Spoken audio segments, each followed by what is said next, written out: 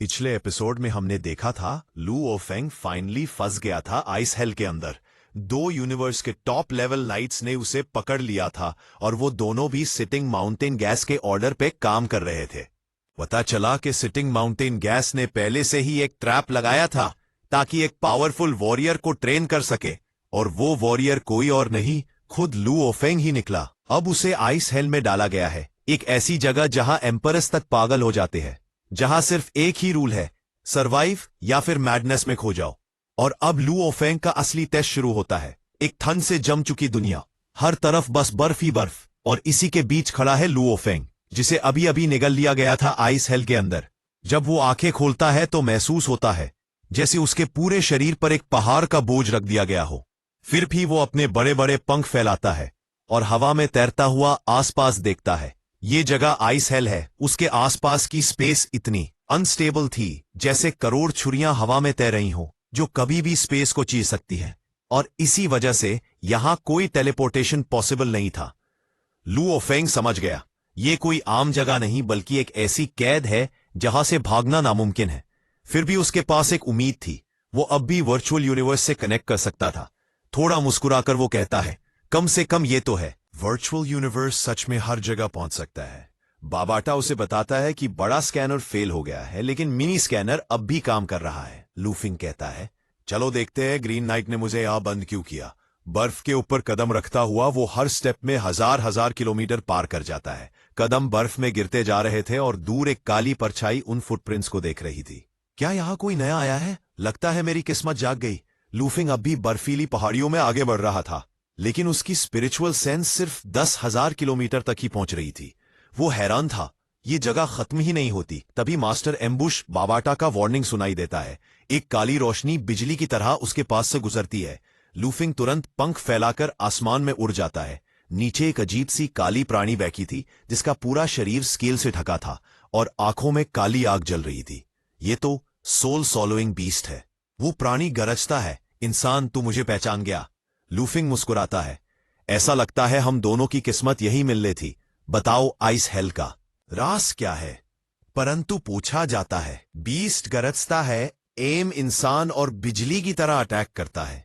Luffing हल्की सी smile के साथ डॉज कर लेता है। फिर बीस्ट टेलीपोर्ट करता है, पीछे से उसके ऊपर झपटता है, लेकिन उसका शाबो विंग्स उसे रोक देता है। लूफिंग आंखें बंद करके अपने विल पावर से एक सोल ब्लेड बनाता है, एक इनविजिबल तलवार जो सीधा उस बीस्ट की आत्मा पर वार करती है। एक सेकंड के लिए बीस्ट की आंखें खुल जाती है, फिर उसका शरीर टुकड़े टुकड़े हो जाता है, लेकिन कुछ ही पल में वो गायब हो जाता है। लूफिंग समझ जाता है ये उसका असली शरीर नहीं, एक डॉपलगैंगर था।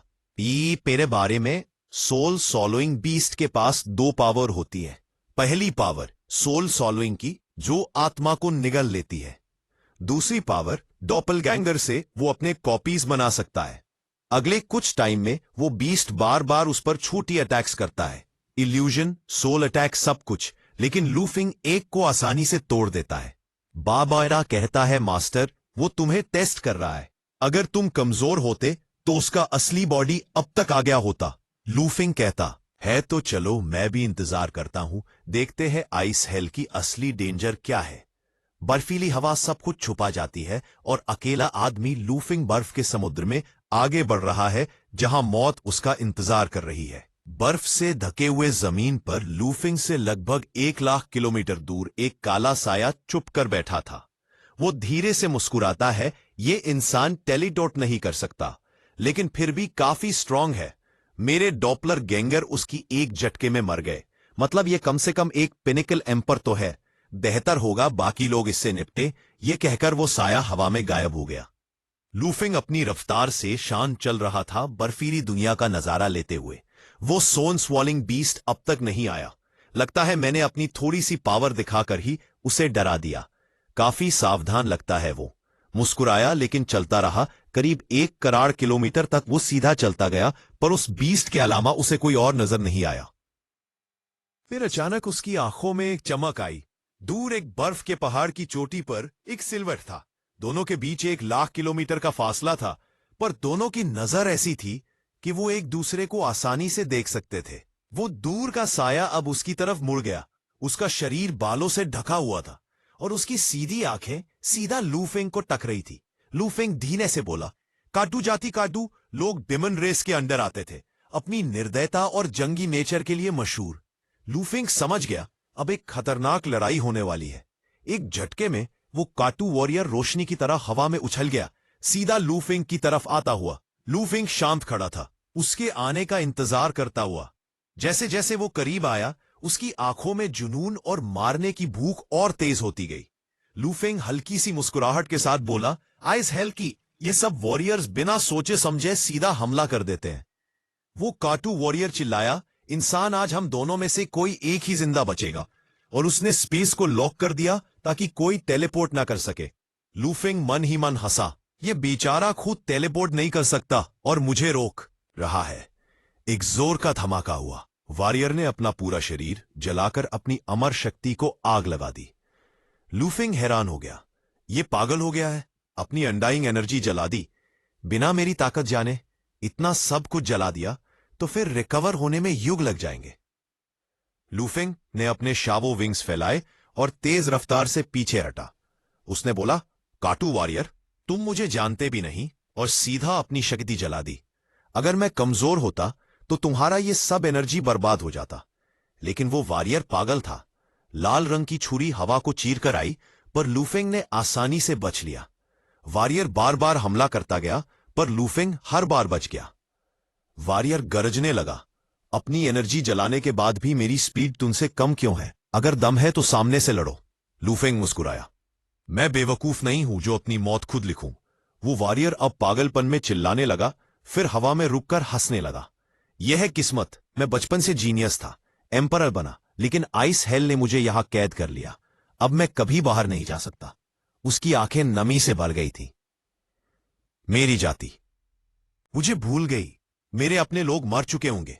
मैं थक गया हूं ट्रिलियंस ऑफ ईयर्स से सिर्फ मार, सिर्फ जीना, सिर्फ दर्द। उसने हवा में जोर से गरज कर बोला, मैं जा रहा हूं, यह मेरा मुक्ति का रास्ता है। और अगले ही पल बूम, उसने अपना शरीर फाड़ कर उड़ा दिया। एक सूरज जैसा धमाका हुआ, ऊर्जा हर दिशा में फैल गई। दूर आइस माउंटेन्स के अंदर सॉस फॉलिंग बीस ने आंखें खोली।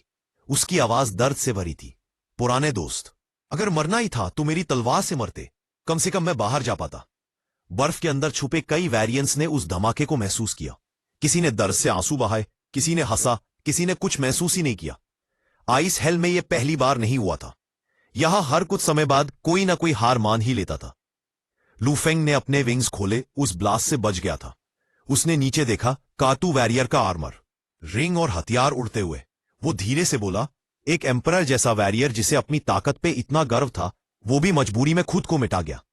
उसके दिल में एक सोच उभरी, आइस हेल यहां सिर्फ मारना और बचना ही है। इतने दिन तक अकेला रहकर कोई भी टूट जाता है। लूफेंग ने अपने आप से पूछा, अगर मैं उसकी जगह होता, अगर मुझे भी इतने ट्रिलियन साल बंद रखा जाता, क्या मैं भी टूट जाता? फिर उसने अपनी आंखें बंद की, गहरी सांस ली और बोला, नहीं, मैं कभी नहीं टूटूंगा। मैं अपने परिवार को फिर से जिंदा करके रहूंगा, और अगर नहीं कर पाया तो ग्रीन नाइट को मिटा दूंगा। उसने अपने विंग्स फैलाए और आसमान की तरफ उड़े। बर्फीली दुनिया के बीच एक यूज ट्रांसपेरेंट आइस टैबलेट चमक रहा था। उस पर डेमन लैंग्वेज में कुछ लिखा था। लूफेंग ने पढ़ते हुए धीरे से बोला, अब समझा, ग्रीन नाइट तू कितना जालिम है। बर्फ से बनी हुई ऊंची पहाड़ियों के बीच लूफेंग के सामने एक बड़ा सा आइस टैबलेट था, जिसमें लिखे हुए शब्दों से एक भयानक सच सामने आया।